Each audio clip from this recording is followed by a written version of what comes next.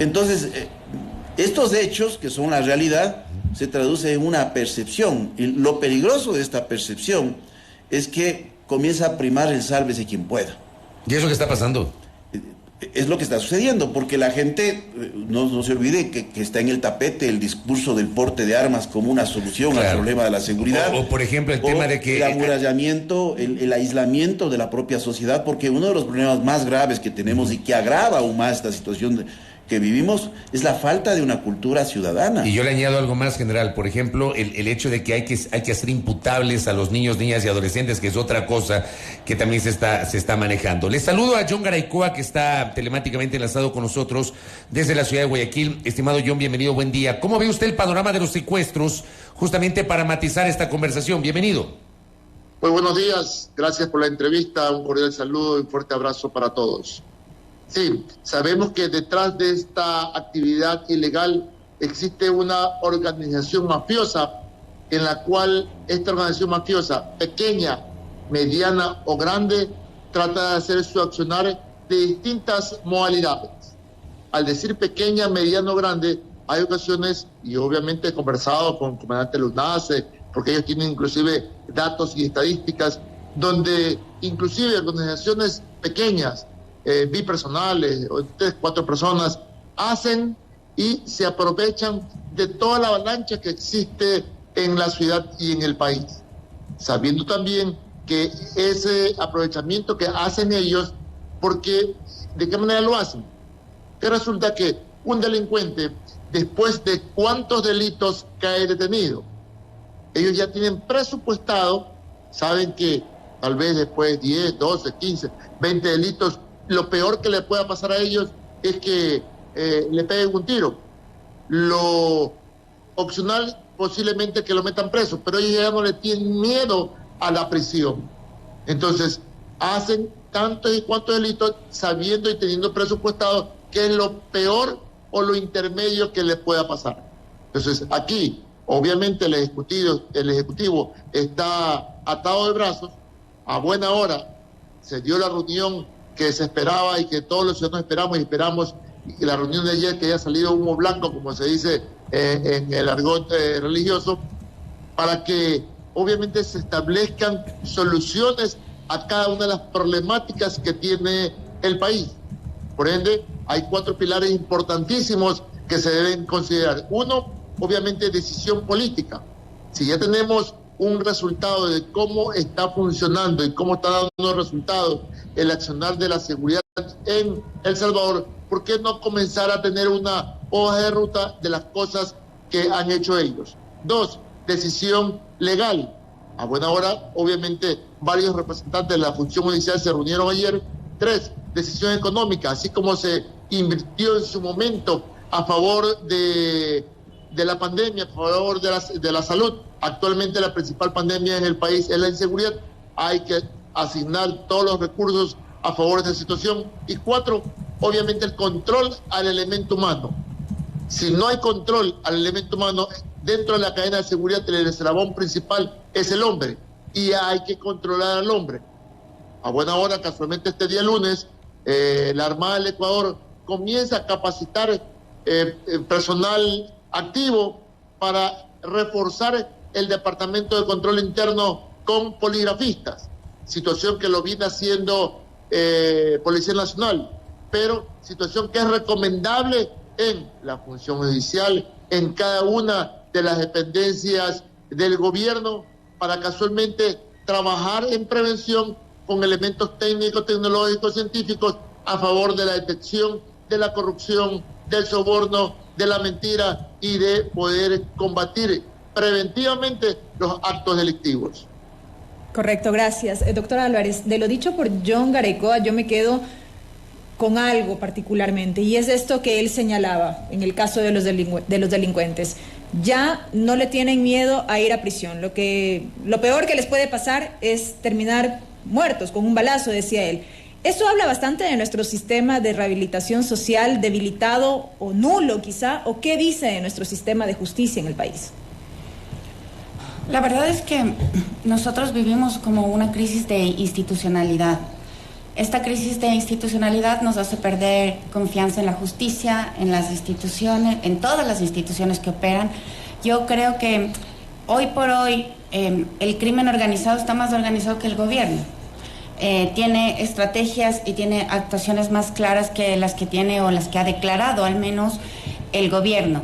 Creo que es importante decir que la situación de violencia, como bien lo ha recreado el general Altamirano, no solo excede el número de muertos. Hay un montón y muchísimas actividades criminales que rodean también la muerte de las personas y que hacen que la sensación de inseguridad, la percepción, crezca. Frente a estos delitos que vivimos en Ecuador, es necesario tomar determinadas medidas y también hacer una cooperación regional, digamos. Es importante ver que el delito extorsivo está creciendo ahora en Ecuador, pero ya ha tenido un boom en Colombia. Hace pocos años se calculaba que las extorsiones podían llegar en Colombia a $1.000 millones anuales. Eso es todo un negocio. Es todo un negocio. $1.000 millones anuales. Sí, documentado en la prensa. El año pasado tuvieron, revisando un poco las estadísticas, tuvieron como 8.000 denuncias por extorsiones, solo el 2022. Que claro, es una cifra muy grande. También Colombia tiene una población muchísimo mayor que la del Ecuador y tienen problemas muy, muy graves.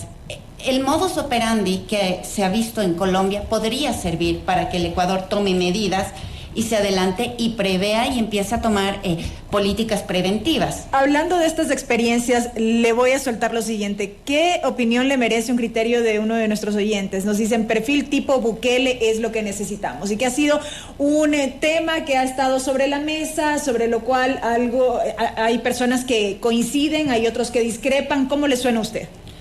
Definitivamente lo que está haciendo el presidente Bukele tiene un efecto muy valorado en la población que se siente insegura. Se piensa que la mano dura puede ser como una alternativa adecuada.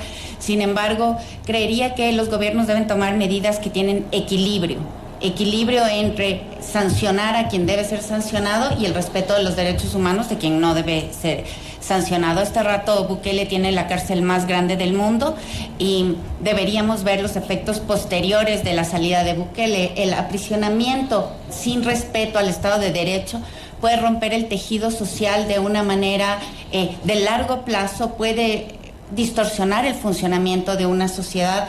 Pensemos en la gente también cuyos familiares han sido aprisionados sin estar vinculados con ningún proceso delictivo. Eso definitivamente está fragmentando a la sociedad salvadoreña. Hay ya muchas denuncias respecto a que esto ocurre. En el Ecuador no deberíamos llegar a este punto. Todavía estamos viendo cómo va creciendo la ola de delincuencia. Creo que es momento de tomar medidas preventivas. Esto es menos costoso que iniciar como con una mano dura que pueda tener unas consecuencias inesperadas para quien es y para quien no es. Ahora, ahí le quiero preguntar al general, porque de esto se ha venido hablando en los últimos meses, y hay políticos, hay opinadores expertos, que hablan de una suerte de buquelización de la seguridad en el Ecuador, citando lo de Bukele, general. Mire, lo que pasa es que tenemos miradas muy simplificadas de un problema que es altamente complejo. No hay que olvidarse que alrededor de la política de seguridad que se está llevando adelante en El Salvador hay todo una estructura mediática para posicionar y vender un modelo que presenta una serie de deficiencias. Lo que pasa que tenemos esa característica frente a las situaciones de crisis de buscar soluciones de corto plazo y soluciones que están en el orden de lo punitivo. Es decir, no trabajar en elementos de carácter estructural, tanto en temas de seguridad como elementos de carácter estructural en el tejido social. Bien, ¿qué ganamos incrementando la capacidad carcelaria? Es la gran pregunta que tenemos que hacernos. Porque cuando se habla de rehabilitación social, debiéramos preguntarnos ¿qué viene antes de la rehabilitación? La habilitación. La habilitación es la generación de oportunidades en términos de educación, en términos de la obtención de un empleo, en términos de acceso a servicios tan elementales como la salud, y en donde, por ejemplo, tenemos una serie de déficits. Entonces, no se trata exclusivamente de pensar de que la cárcel es la solución a los problemas de la sociedad, porque lo que vamos a tener aquí es una cacería permanente de las fuerzas de seguridad hacia los criminales y el encierro. Y lo peor de todo es cuando no se observan las reglas del debido proceso, que pueden ser revisadas, eso sí, para generar una mayor agilidad, pero en donde podríamos estar mandando inocentes a la cárcel. Y si uno revisa una serie de estudios que ya se vienen realizando en El Salvador, se determina que hay un exceso del Estado. Posiblemente esto no le guste escuchar a la gente. Entonces, hay que revisar, hay que analizar, hay que ver no solo desde el punto de vista mediático, sino analizar desde el punto de vista de la gestión de las políticas públicas. En el país hay muchas cosas que tienen que ser hechas. Uno de estos elementos es el fortalecimiento de la función judicial. Porque sin una función judicial, tanto en términos de lo que es fiscales y jueces, no vamos a llegar a una situación en donde vamos a determinar las responsabilidades que correspondan en un debido proceso. Pero mire lo que pasó en los últimos días, general. Perdón que le interrumpa sobre lo que usted está diciendo, que me parece que es una arista muy importante. El presidente de la República hace 5 días hizo una denuncia pública de 12 personas acusadas de extorsión, entre extranjeros y un ecuatoriano, me parece, que habían sido liberados o les habían dado medidas cautelares alternativas. Entonces el Ejecutivo le echó la culpa a la justicia. Aparece el presidente de la Judicatura: a mí no me echen la culpa es de la Fiscalía. Aparece la Fiscalía: tampoco me echen a mí la culpa porque la policía hizo mal el parte y no me entregó a tiempo y la fiscal no pudo sustentar los elementos de convicción. El tema es que todos se pasan la pelota y en el medio tenemos una sensación de impunidad y de indefensión los ecuatorianos, y eso se lo dije justamente al comandante de policía el día de ayer que conversó con nosotros, general. Mire, las estadísticas nos ayudan a comprender el fenómeno en una forma mucho más objetiva. En el 2020, apenas 37 de cada 100 casos que fueron judicializados de delitos fueron resueltos. En el 2021 bajó al 20%. Y en el año anterior tuvimos 11 casos de cada 100 se determinaron responsabilidades. Entonces, hay un aparato de justicia que no está respondiendo a las necesidades sociales. Y esto requiere reformas normativas, pero también una inversión muy fuerte en términos de talento humano y en términos de recursos materiales. Esto hay que comprender, porque yo siempre he mencionado que más grave que el propio delito es esa impunidad, porque la impunidad lo que hace es quitar del ciudadano la fe en la institucionalidad. Y bien, como señalaba Carla, el problema del país es esa débil institucionalidad que se expresa en estas encuestas de opinión en términos de percepción de credibilidad en las instituciones y en quienes presiden y representan estas instituciones. Ahora, dentro de esa débil institucional, le pregunto a John Garaycoa, y lo conversamos también con Belkis en estos días, probablemente a nivel de la policía, ojo, la policía está en una situación de credibilidad ante la opinión pública muy compleja, pero por ejemplo, tal vez la UNACE, el GIRI, el GOE, que son los grupos de élite, aparecen como los de mayor credibilidad o confianza dentro de la endeble confianza que la gente tiene en la policía. ¿Cómo le ve usted, John Garaycoa? Sí, tenemos que seguir confiando en nuestra Policía Nacional, pero paralelamente con todos los controles necesarios. Sabemos que, y lo escuchamos recientemente y ustedes lo han indicado, nadie se va a decir, sí, yo soy el responsable. El Ejecutivo no lo va a decir, la parte legal no lo va a decir, la parte administrativa no lo va a decir, al igual que los delincuentes. Ningún delincuente le va a decir, sí, yo robé, sí, esos fusiles son míos, sí, yo salí a asaltar. Entonces, definitivamente, para combatir el crimen, tiene que ser con mano dura, y los delitos con armas, lamentablemente y necesariamente, se combaten con armas, ¿verdad? Pero ya cuando existe la detención, hecho trabajos profesionales, de los trabajos profesionales realizados por UNACE y GOE, como usted lo ha nombrado, obviamente ya hay evidencia, ya hay un seguimiento técnico, físico, electrónico, de inteligencia, y aún ya con todos sus pesos que ha tenido la investigación, la captura, vemos que a una persona que le dan 20 años de detenidos, ¿verdad?, en contra de su voluntad, definitivamente salen a los 2 años. Entonces, ¿de qué justicia estamos hablando? ¿De qué control y seguimiento estamos hablando cuando obviamente no existe ninguna situación? Y esto de los casos que públicamente tenemos acceso. Claro, de aquellos, John, por ejemplo, perdón que le interrumpa, de aquellos que tenemos conocimiento por los medios de comunicación y aquellos que se viralizan en redes. ¿Qué pasa con aquellos que son anónimos, que no tienen el mismo nivel de viralización o que tal vez la gente no los denuncia? Por eso, cuando indiqué, y hay que trabajar fundamentalmente en esos 4 pilares, el ejecutivo, la parte legal, la parte económica y el control al elemento humano, ¿verdad? Si no hay los controles cruzados, inclusive a jueces y fiscales, inclusive al investigador y todo el proceso, tiene que haber investigación cruzada. ¿Para qué? Para que el accionar delincuencial no se caiga por sí solo, ¿ok? Con gusto escuché también en días anteriores que la policía le va a hacer el seguimiento a jueces y fiscales en cada uno de los casos que ellos han investigado y que asumen como tal que tiene que la persona estar detenida, pero hay un saco roto por parte de la actividad judicial. Entonces, esto es como un todo, y si no lo tomamos como un todo, obviamente no vamos a tener resultados. Y a su vez, el trabajo que debe existir en la calle no solamente es el trabajo de retén. Al delincuente hay que desarmarlo.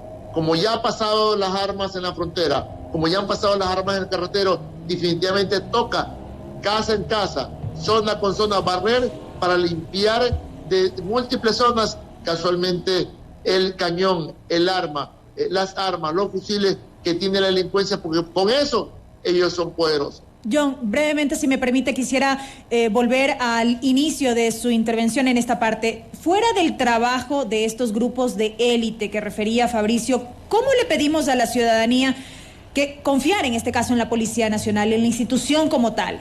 Si hemos visto a varios de sus elementos que han estado vinculados en actos de corrupción, si tras el femicidio de María Belén Bernal, la percepción que hubo entre la gente fue de un aparente espíritu de cuerpo, por apenas citar 2 ejemplos. ¿Cómo pedimos confianza? Sí, definitivamente no nos queda otra, porque solamente recuerde cuando en una ocasión, para el 30 creo que fue, la policía dijo, no vamos a salir a las calles. ¿Cómo fue? Que no existan militares, no pasa nada. Pero en el momento que decimos no hay policía, se vuelve un caos el país. Entonces, sí o sí, tenemos que confiar, tengan o no tengan la capacidad, tengan o no tengan el recurso, tengan o no tengan el personal necesario, tenemos que seguir confiando, ¿ok? Porque en el momento y me ha asustado cuando determinados coroneles, y especialmente cuando se dio el atentado a varios UPC en la ciudad de Guayaquil, yo dije, ¿en qué momento se van a rebelar los policías y van a decir, no salimos más porque no tenemos garantía? En ese momento, obviamente, se va a volver un caos el país en ese sentido. Entonces, definitivamente hay que darle todo el apoyo, todo el respaldo económico, legal, de personal, de equipamiento, de tecnología y obviamente del apoyo internacional que sé que lo tenemos y que también están preocupados, especialmente INL, que es la organización que combate y que aporta, que combate el narcotráfico y que aporta económicamente para ir formando estructuras a favor del control. Correcto, John. Voy a hacer una pausa en esta charla con nuestros invitados, con Carla Álvarez, con el general Tamirano y con John Garaycoa, hablando sobre los temas de seguridad, el secuestro, que tal vez ha sido lo más coyuntural, pero es solamente una arista de esta crisis que estamos enfrentando. 7:38, pausa y regresamos con la segunda parte de esta charla, aquí en A Primera Hora por Sonorama, la gran señal nacional. No la oigas, escúchala. 105.7, Cañar. Sonorama, la gran señal nacional. Inicio de espacio publicitario. Somos alegres, soñadores, honestos trabajadores, hombres nuevos, responsables, buscando un futuro mejor. Somos Churruna.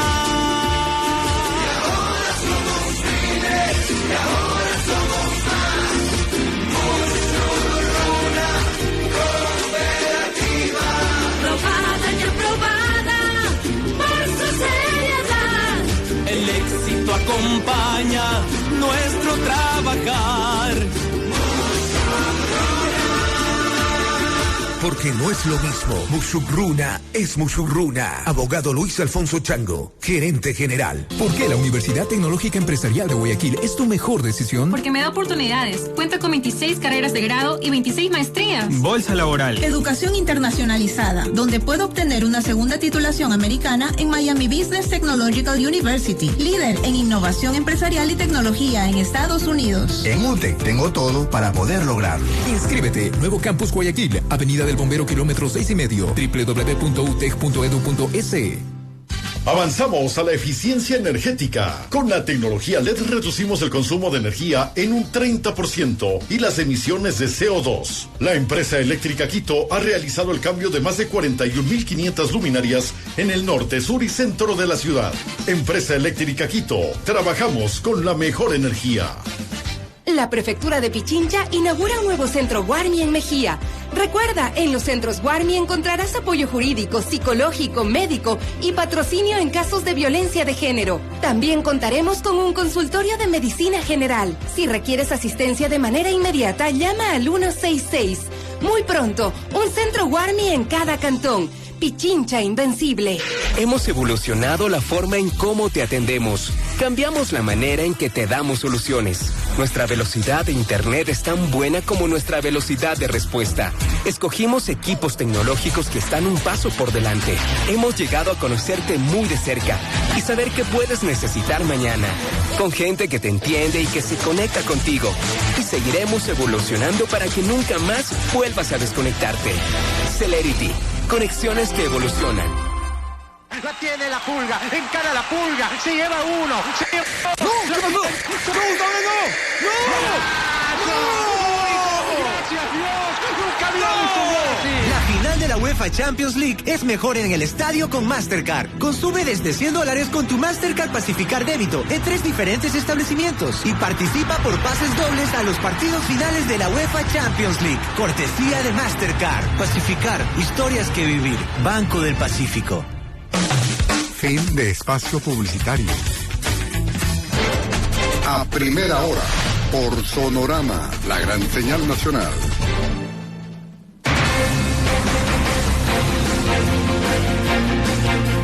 Seguimos 7:42. En el bloque anterior, Luis Altamirano hablaba justamente de algunas medidas que mucha gente, digamos, decide adoptar para tratar de, no sé, pues, garantizar su seguridad. Y no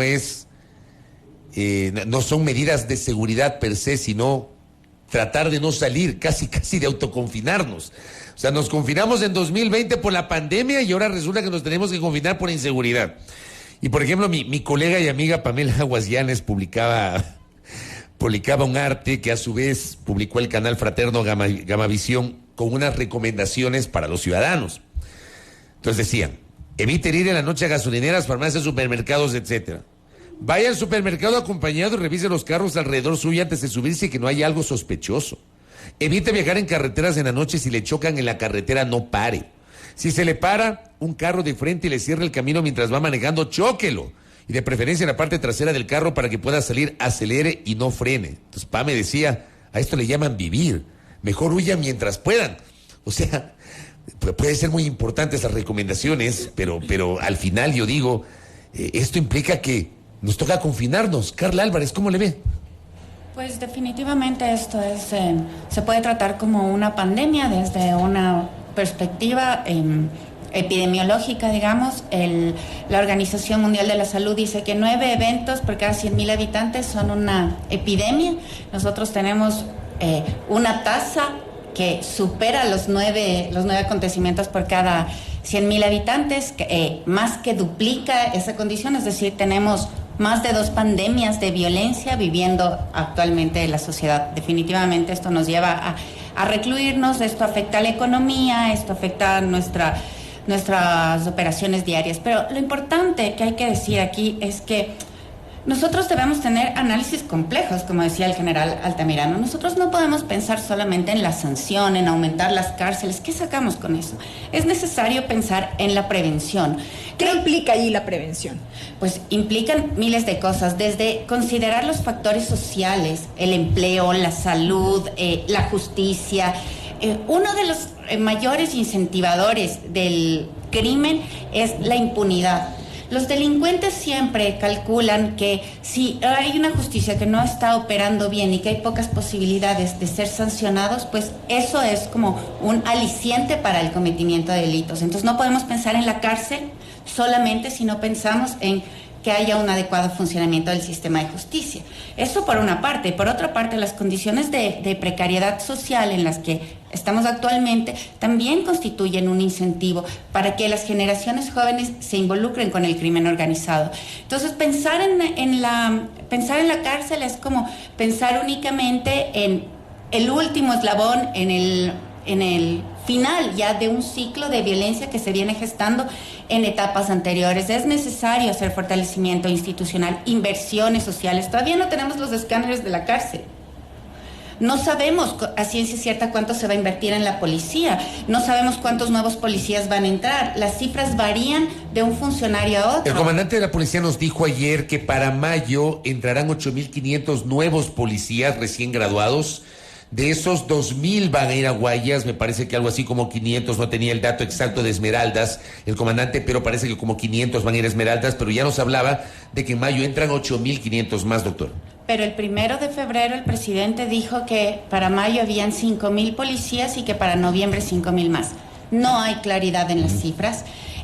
A fines del año pasado se redujo el presupuesto de la policía, pero el 1 de febrero el presidente dijo que iban a invertir 175 millones de dólares en equipamiento policial. Entonces, ¿cómo se baja el presupuesto un día, al siguiente se sube? No hay claridad. Creo que es necesario pensar que la seguridad amerita una política pública clara, consistente y coherente como una manera de prevenir el delito y de sancionar adecuadamente como cuando ocurra. Esto es como, hay que pensarlo en una integralidad. Correcto, doctora. General Altamirano, sobre lo dicho por Carla Álvarez, un oyente nos dice por acá: mientras ustedes piensan en la prevención, a nosotros, la gente de pie, nos siguen robando y matando. Esto da cuenta de que seguimos quedándonos de alguna manera en el diagnóstico. Se queda esa sensación de que sí, ya sabemos lo que se debe hacer porque nos lo han dicho una serie de analistas y expertos, pero han pasado 2 años en lo que va de este gobierno ya mismo y no se toman soluciones integrales. Sí, efectivamente, hay que tomar en cuenta que hay medidas que son de coyuntura y otras medidas que tienen que ir en el ámbito de lo estructural. No pueden funcionar de manera aislada. Yo creo que es importante siempre elevar el nivel de debate, como menciona Carla. Mire, cuando menciona John de que hay que creer en la policía, en primer lugar puntualizo lo siguiente. La policía es una institución fundamental e importante para la sociedad. Nadie va a discutir eso. Pero ¿cómo le pide usted credibilidad a una institución en donde la estadística señala que 0.89 policías al día, es decir, casi un policía al día, se vincula en actividades de delincuencia común, de crimen organizado u otras actividades que están reñidas al comportamiento de un servidor policial, que pueden ir desde violencia intrafamiliar o violencia comunitaria? Entonces pídale credibilidad. ¿Cómo le pide usted credibilidad cuando tenemos los casos que el día de ayer se aclaran en una forma impresionante de un mando policial que en un momento determinado forja o trata de forjar elementos de vinculación de otros oficiales de policía para impedir un ascenso, y que algunos se niegan a hacerlo esto? ¿Y cómo se utiliza un informe prácticamente para tener secuestrado al presidente? Porque esto es gravísimo, o sea, no estamos viendo la gravedad de lo que está ocurriendo. Entonces, no hay decisión política porque tenemos un presidente que piensa que el asesoramiento especializado que puede estar recibiendo no es procesado por un grupo de asesores. En este país no se habla de eficiencia. Las instituciones públicas tienen que trabajar en marcos de eficiencia porque el bolsillo del Estado no es infinito. Pensamos entonces que la solución es un incremento desmedido de policías. Cuando yo he mencionado acá con usted, Fabricio, que 30.000 policías adicionales significa 600 millones de dólares en sueldos y en alimentación, sin equipamiento, sin uniformes, sin gastos operacionales. Y cuando uno dice 600 millones es mucho o poco, bueno, para que tengamos idea a los ciudadanos, 600 millones es la mitad del presupuesto de la educación superior del Ecuador. Entonces no es poco. Entonces hay que tomar decisiones de carácter equilibrado. Ahora, claro que los recursos siempre serán insuficientes, ¿no? Sí, pero mire, la UAFE, que es la Unidad de Análisis Financiero y Económico, en donde hay que invertir y generar una verdadera fuerza de tarea financiera.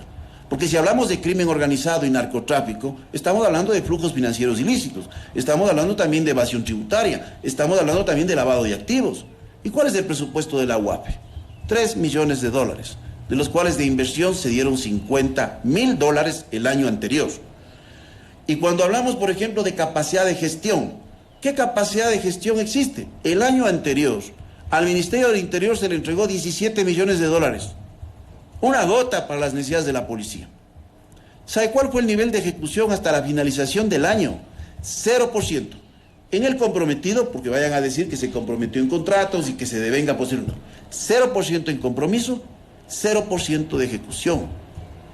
Entonces, por favor, el discurso no es compatible con las matemáticas del Estado. El discurso no es compatible con las estadísticas. Y aquí lo que buscamos son soluciones tan simples, como por ejemplo esta que se discute en la actualidad, de un rol activo de las Fuerzas Armadas en la lucha contra el crimen organizado. Eso es desnaturalizar las instituciones. Es a propósito del debate en la Asamblea de la Reforma Constitucional. Mire, que ayer no comenzó, estaba es que en las agenda, Fuerzas pero no comenzó. Armadas tienen una responsabilidad fundamental. Y esa responsabilidad fundamental puede contribuir a la lucha contra el crimen organizado entre las personas que opinan, como por ejemplo, con todo el respeto, que si desaparecen las Fuerzas Armadas no pasa nada. Ese es un total desconocimiento de cómo funciona la seguridad de un Estado. Mire, la responsabilidad de las zonas estratégicas de frontera le corresponde normalmente al Ejército y parte de la Infantería de Marina. Ahí, por ejemplo, se puede pensar en una reforma legal de ampliación de estas zonas de 20 kilómetros. Pero pensar también, como alguien dijo, que la frontera es una responsabilidad militar, es también desconocer el Estado. Porque yo he mencionado varias veces, la frontera es una línea de interacción. Primero, humana. Segundo, cultural, comercial, económica. Y ahí deben estar presentes todas las instituciones del Estado, desde la misma Policía Nacional, el Servicio Nacional de Aduanas, migración. Entonces no estamos entendiendo el funcionamiento. Pero mi pregunta es, ¿el Estado está o no está ahí? El Estado no está. No porque está. Cuando usted revisa, por ejemplo, las necesidades básicas insatisfechas de Esmeraldas, están en el orden de 65%. ¿Qué quiere decir? Que 6 de cada 10 esmeraldeños no tienen acceso a servicios básicos tan elementales como agua, acceso a salud, vivienda adecuada, o tienen hacinamiento, o no tienen condiciones de alimentación y educación. ¿Eso qué significa? Que no hay Estado. Cuando usted revisa, por ejemplo, del Guayas, que uno aparecería, porque hay grandes ciudades, es el 36%.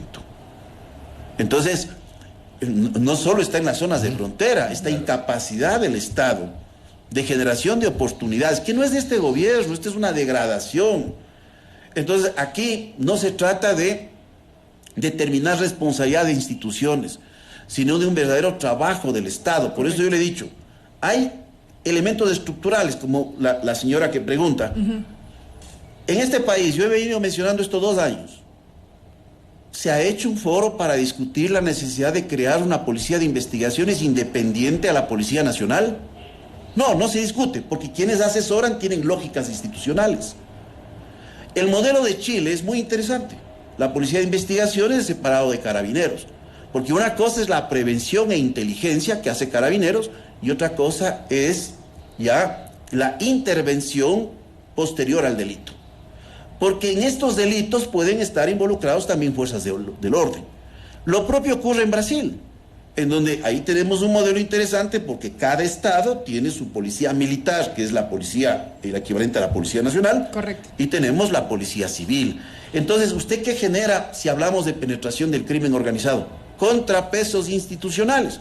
¿Usted cree que el famoso informe de León de Troya si hubiese podido incidir, porque es claramente la incidencia que tienen mandos policiales, en interrumpir una investigación, y con las declaraciones de ayer yo me caí para atrás. Yo me caigo para atrás. Porque se incide en una investigación, pero ¿qué pasa si la policía de investigación dependía directamente de la Fiscalía, un órgano independiente? Lo propio mencionado, por ejemplo, entre cosas que tienen que ser realizadas ya para devolver la confianza en las instituciones de seguridad. Controles internos, pero no los controles internos, porque es obvio, porque las personas que ayer escuchamos en estos audios seguramente aprobaron los controles internos. Pero cuando los controles internos no son controles interinstitucionales, son más difíciles de poder ser burlados. Esto he mencionado tanto en Fuerzas Armadas, en donde hubo mucha resistencia y la inclusión de controles internos, y tanto en la Policía Nacional. Es necesario hacerlo esto, porque existe un fenómeno de instituciones jerarquizadas en donde la jerarquía puede influenciar en la toma de decisiones. Yo me imagino que lo que ayer se dijo, mire, lo más grave no es la credibilidad del ciudadano. Lo más grave es la destrucción de la fe en la institución, desde la misma jerarquía de la institución, de los mismos niveles de mando de la institución, que dicen, bueno, ¿en qué han estado involucrados las personas que dirigían la institución? Eso es lo grave, Belkis. Correcto, general. Voy con John Garecoa, a su criterio. Siempre hemos escuchado que nos informan cuántos policías nuevos vienen al país hoy distribuidos en cada ciudad, pero nunca se nos indica cuántos policías han solicitado la baja, cuántos policías menos tenemos dentro de la institución, que les sigue costando al país, porque muchos de ellos posiblemente ya cumplieron 20 años de servicio. También habrá que cambiar las leyes en el sentido de que cuando tenemos alguna emergencia en la ciudad, policías que han estado o están en servicio pasivo o que han salido sin novedad de la policía pueden reintegrarse a una función específica. Así como tenemos a nivel militar a los reservistas, tenemos que también cambiar la ley para tener reservistas policiales para actuar en un momento de emergencia. Cuando indicaba hace un momento que si se nos dice que no hay policía, obviamente entramos en un caos, como ya lo vivimos en una ocasión, y decir no hay militares, me refiero a militares haciendo el patrullaje o el trabajo policial. ¿Okay? Sabemos de la gran importancia que tienen Fuerzas Armadas en sus tres ramas y sus obligaciones como tal. De allí, definitivamente, hasta que todas las instituciones se alineen y garanticen la seguridad a los ciudadanos, definitivamente tenemos que entrar en un sistema de cuarentena por mi seguridad. Y en esa cuarentena por mi seguridad definitivamente habrá que evitar salir de casa, solo y estrictamente por lo altamente necesario. Habrá que reducir la exposición visual a pie o en vehículos, eligiendo rutas en lugares donde existen inversiones en seguridad o ciudades o sitios que me garanticen mi integridad. Asimismo, habrá que concientizar y tener una cultura de que tengo que salir sin dinero o solo con lo estrictamente necesario. Sabemos que tenemos que invertir, ¿por qué no en un celular de menos costo?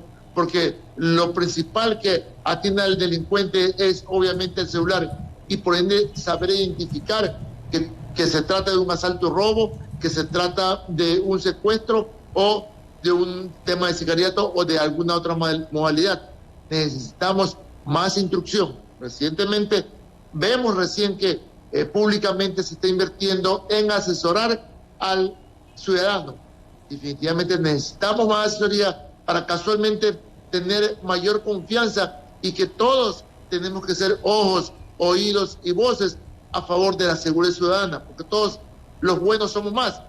Y definitivamente en el momento que establecemos un sistema de seguridad integral con APP de seguridad, siendo nosotros informantes, haciendo también que los policías y militares 24/7 utilicen sus armas, porque obviamente actualmente no lo hacen o no lo hacen todos. A su vez, habrá que nuevamente elevar el debate del tema del porte legal del arma, sabiendo que actualmente las armas que se emitan los nuevos permisos para personal civil vienen con nueva tecnología, como el sistema IBIS, como el sistema AFIS. John, perdón que me interrumpa, quiero entender lo que está diciendo. Usted está planteando, y perdón que vaya a este ejemplo extremo, está planteando una suerte de estado o de país parapolicial. Perdón que utilice este término, pero me da la impresión que lo que usted está diciendo es eso. ¿O en qué contexto dijo lo que dijo? ¿En cuál contexto me repite, por favor? Me refiero a lo que usted plantea, por ejemplo, el porte de armas o las zonas de seguridad, qué sé yo. Ok. Cuando tuvimos el porte de armas no hay una mala evidencia que los ciudadanos hayan hecho un mal uso de armas. No hay mala evidencia. Y en ese tiempo no existía la tecnología que tenemos actualmente de los sistemas IBIS, de los sistemas AFIS, sistemas internacionales, donde cada arma sale con su registro balístico, donde un ciudadano que solicita un permiso de arma también tenga el seguro de daños a terceros, ¿ok? Entonces, definitivamente sabemos que no vamos a tener un policía para cada ciudadano y que los resultantes de los actos delictivos obviamente nos tienen atemorizados a todos, que estamos ya pensando entrar en una cuarentena a favor de la seguridad, ¿ok? Entonces, hay que motivar también el tema de los permisos de tenencia que nunca se han hecho. En el momento que se prohibió el permiso de porte, se abrió inmediatamente el permiso de tenencia, pero ninguna autoridad se ha a motivar para que las personas en su casa, en su negocio, en su finca, tengan su arma registrada con el permiso de tenencia, ¿ok? Entonces, hay un abanico de opciones que puede el Estado ayudarse, pero obviamente no lo está haciendo. Correcto, John. Voy a cerrar el programa por el tiempo con una última reflexión tanto de Luis Altamirano cuanto de Carla Álvarez, y me parece interesante escuchar lo que opinan sobre lo que acaba de plantear John Garecoa. Carla Álvarez. Creo que ese planteamiento tiene algunas imprecisiones. Creo que hay que debatir con un poco más de conocimiento respecto al campo específico de las armas. Digamos que cuando el Ecuador tenía una ley de armas que era permisiva para el porte y la tenencia, para la importación y la exportación, tuvimos una crisis de violencia muy fuerte. Es decir, nosotros estábamos en la ola de violencia, tanto así que en el 2006 el ministro de Defensa en esa época, Osvaldo Jarrín, impuso una moratoria en la importación de armas porque teníamos una ola de violencia armada que fue creciendo hasta llegar al 2010 con 18 muertos por cada 100.000 habitantes, que aún sigue siendo inferior a lo que tenemos ahora. El gobierno empieza a tomar medidas y el gobierno ha reducido los impuestos para el mercado, para la compra-venta de armas, y él lo ha bajado del 300% al 10%, si es que no estoy equivocada. Eso va a permitir que más gente puede acceder a las armas porque están reduciendo su valor, pero se ve que en el último año ha habido un crecimiento en las compras de armas, sobre todo por parte de las empresas de seguridad privadas, que son las primeras interesadas en tener más armas. Se entiende por el contexto de inseguridad. Lo que no ha pasado es que hayamos mejorado los registros de porte y tenencia de armas. De hecho, el Ecuador ha retrocedido en su inventario de personas con licencia para portar y para tener armas. ¿Por qué? Porque no hay un sistema adecuado, porque no hay las coordinaciones internas. El 5AR, que es el sistema que registra las armas, no ha sido actualizado. Entonces, si nosotros damos un libre porte o permitimos la tenencia, como que la tenencia de armas con mucha naturalidad o al modelo norteamericano, lo que vamos a tener es que, sin ir a la par con un registro adecuado y con una institucionalidad fuerte, podemos permitir que la violencia crezca aún más de lo que tenemos. Los permisos, las libertades que tienen los individuos tienen que ir acompañadas también de obligaciones y de una institucionalidad que sea capaz de responder y de vigilar por esas obligaciones. Y eso es una cosa que en el Ecuador no ocurre, al menos en el tema de porte de armas, y en otros también, pero en este tema no ocurre. Hace falta fortalecer la institucionalidad si se quiere pensar en alivianar un poco o reducir como la tensión o la calidad de estricto que tienen las normas que ahora están vigentes en el país, porque podemos tener una eclosión de la violencia si ya con las restricciones que tenemos de la importación, exportación, porte, tenencia, tenemos la violencia armada que tenemos. Pues si liberamos las medidas, si liberamos sin controles, podríamos tener una eclosión de la violencia de la cual yo también vengo alertando desde hace mucho tiempo. Creo que este es un debate mucho más profundo que hay que tener, y no solo podemos responder a los intereses pues de algunos sectores que tienen interés en tener más armas. Correcto, general Tamirano, con usted cierro. Tenga la bondad, su reflexión sobre esto. Mire, me preocupa a mí que busquemos la solución en la generación de la sociedad del miedo.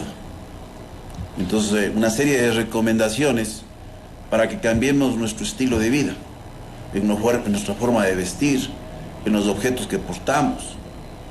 Lo que hace eso es restringir justamente el libre albedrío que tenemos las personas de conducir nuestras vidas. Entonces es muy grave que estemos buscando recomendaciones en ese sentido. Mire, uno de los indicativos más claros de la inseguridad en un país es la industria de la seguridad, y podría parecer como contradictorio. En el Ecuador tenemos en servicio hasta diciembre más de 60.000 guardias de seguridad. Cuando uno analiza en términos económicos, los sistemas de seguridad no aportan a la generación de la cadena de valor de un país. Porque para ponerle en términos sencillos, es como una familia. Si una familia tiene un negocio al interior de la familia y vende a sus vecinos, y 6 miembros de la familia trabajan, 2 estudian y 2 se dedican a la seguridad, hay costos que se van a repartir. Pero si 4 trabajan y 4 se dedican a la seguridad, es lógico que van a producir menos y los costos se van a elevar. Entonces, aquí tenemos en el Ecuador una discusión de pensar de que esto es incremento de efectivos, cuando yo les digo la solución es mucho más amplia, y nadie dice que no tenga que haber ese incremento.